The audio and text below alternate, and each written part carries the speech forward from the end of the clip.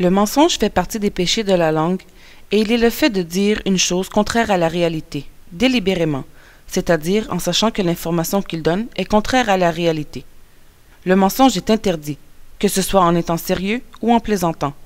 Certes, le prophète sallallahu alayhi wa sallam a dit, ce qui signifie « Le mensonge n'est sain ni en étant sérieux, ni en plaisantant », rapporté par Al-Bayhaqi.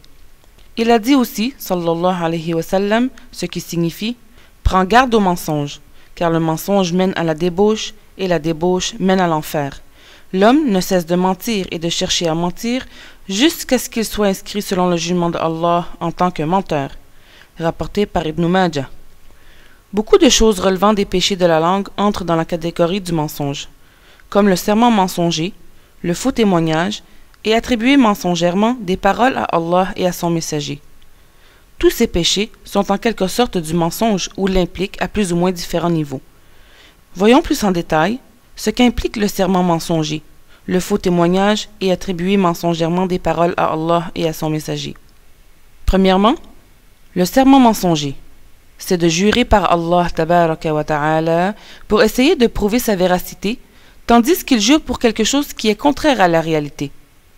Commettre le serment mensonger serait par exemple de dire « Je jure par Allah que j'ai fait telle chose, alors qu'il ne l'a pas faite. » Ou « Je jure par Allah que je n'ai pas fait cette chose, alors qu'il l'a faite. » Cela fait partie du manque de glorification envers Allah Ta'ala et est donc un grand péché. Le faux témoignage tant qu'à lui est en d'autres mots le témoignage mensonger, puisque faux ici signifie mensonger. Le faux témoignage compte parmi les plus grands des grands péchés. C'est comme lorsqu'une personne témoigne auprès d'un juge qu'un tel a volé alors qu'il n'a pas du tout volé. C'est du mensonge. Le prophète sallallahu alayhi wa sallam a dit, ce qui signifie « Le faux témoignage est comparable à l'association à Allah », c'est-à-dire qu'il lui ressemble du point de vue de la gravité du péché qui en résulte. Cependant, cela ne signifie pas que celui qui le commet sort de l'islam, mais cela signifie qu'il a commis un très grand péché. Enfin, attribuer mensongèrement des paroles à Allah et à son messager, ou à son messager, fait pareillement partie des grands péchés.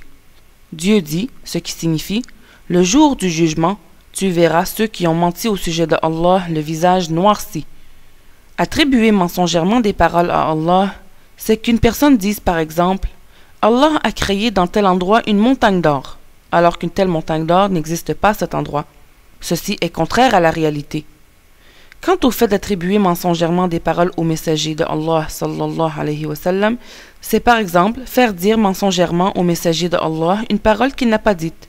C'est carrément inventer une phrase et dire le prophète a dit telle chose alors qu'il ne l'a pas dit. Le messager de Allah sallallahu alayhi wa sallam a dit ce qui signifie « Certes, m'attribuer des paroles mensongèrement n'est pas comme attribuer des paroles mensongèrement à n'importe qui d'autre, et c'est lui qui m'attribue des paroles mensongèrement délibérément alors qu'il prenne sa place en enfer. » Prenez garde, en plus de s'affliger d'un péché dû au mensonge et au manque de glorification envers Allah et son messager, il y a certaines attributions mensongères de paroles à Allah qui aboutissent à la mécréance. C'est par exemple le cas d'attribuer à Allah Ta'ala le fait de rendre licite ce qu'il a rendu interdit dans sa loi, ou de rendre interdit ce qu'il a rendu licite dans sa loi, tout en sachant que la réalité du jugement est différente de ce qu'il dit. Que Dieu nous préserve de tous les péchés de la langue et nous donne la force de les interdire à qui les commet en notre présence.